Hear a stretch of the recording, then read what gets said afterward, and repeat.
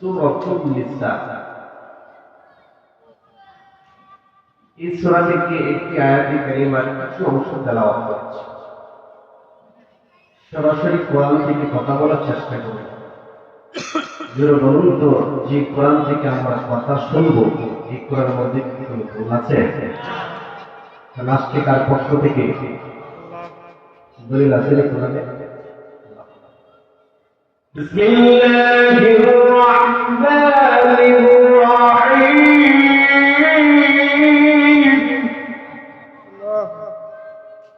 নাযালা আলাইকাল কিতাবা বিল হাক্কি মুসাদ্দিকাল lima বাইনা ইয়াদাইহি ওয়া أنزل التوراة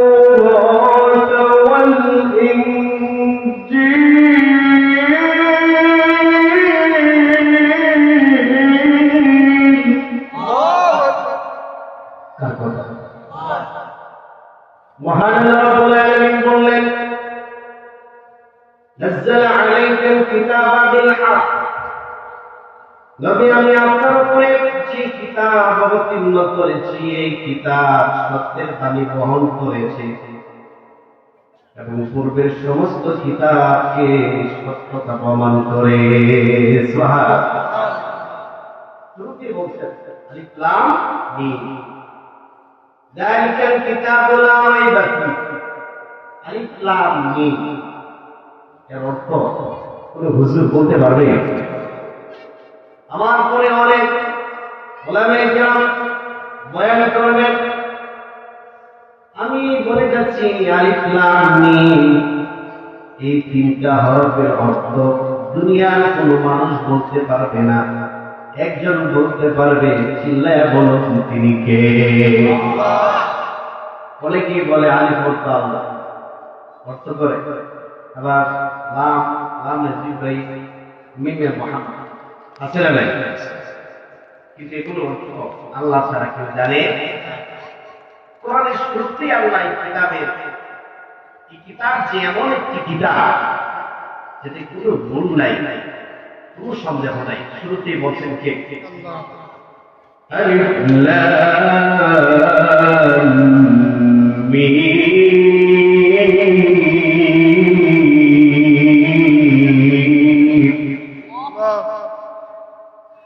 যালিকাল কিতাবু লা রাইবা ফীহি হুদাল লিল মুত্তাকিন।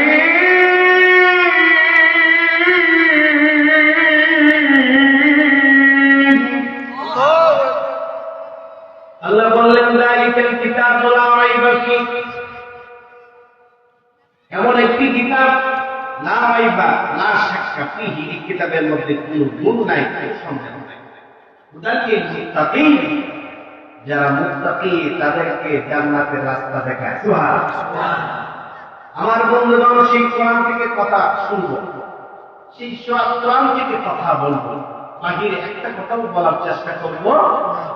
কারণ কোরআন এমন একটি কিতাব, এমন একটি কিতাব যে কিতাব শুধু মানুষকে হেদায়েতের রাস্তা দেখায়। হেদায়েতের রাস্তা দেখায় না, এমনকি জান্নাতে যাওয়ার জন্য কি কি করতে হবে এই গাইডলাইন কোরআনের মধ্যে আছে না? কোরআন আছে যেখানে আমরা থাকবো সেখানে। আমার বন্ধুগণ, সূরাতুন নিসা আয়াত নাম্বার হচ্ছে ৭৮। যে সূরা থেকে আমরা কথা শুনবো, এই সূরা আয়াতের সংখ্যা হচ্ছে ১৭৬।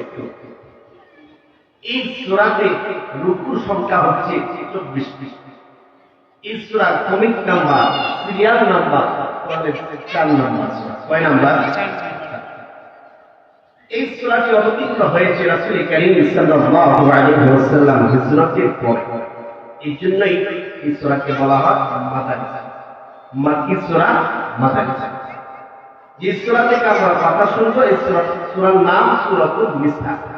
আয়াতের সংখ্যা ১৭৬, রুকুর সংখ্যা ২৪, সূরার সিরিয়াল নাম্বার ৪ নাম্বার, সূরাটি মাদানী।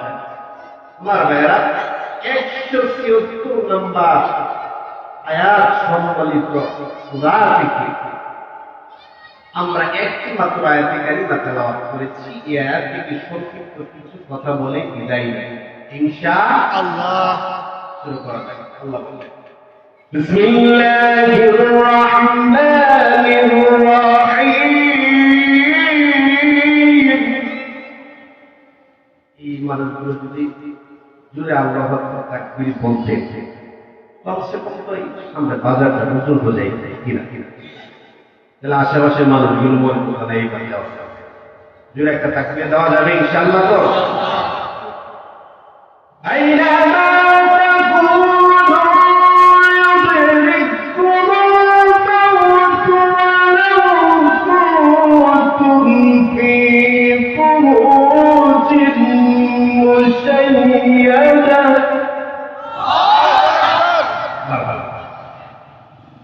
আল্লাহ রাব্বুল আলামিন বললেন, আইনামা তাকুনু ইদরিকুমুল মাউত, তোমরা যেখানেই থাকো না কেন মৃত্যু তোমাদেরকে পাকড়াও করবে।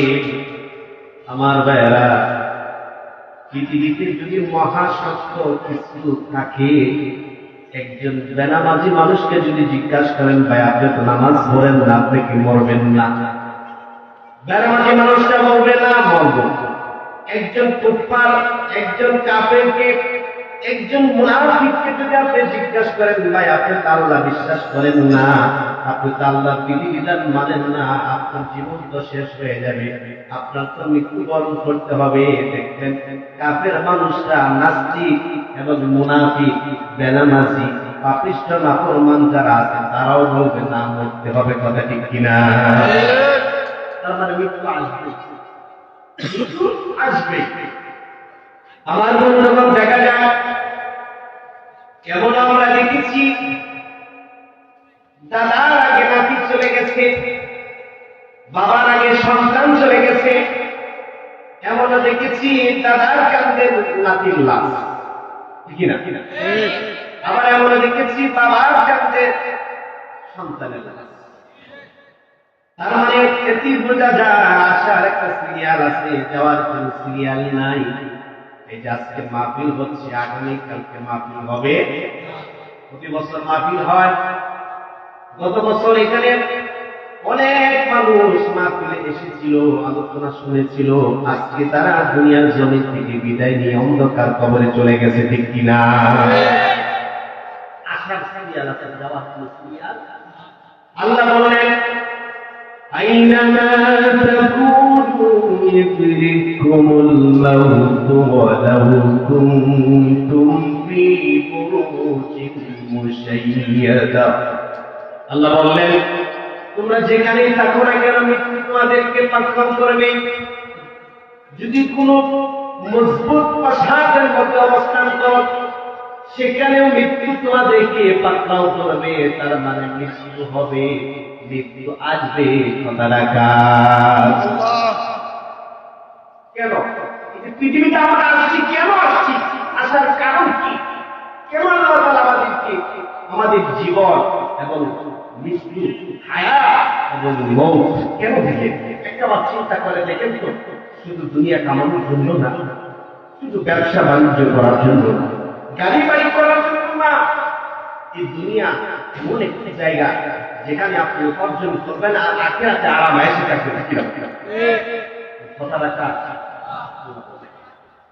আল্লাযী খালাকাল মাউতা ওয়াল হায়াতা লিয়াবলুয়াকুম আইয়ুকুম আহসানু আমালা।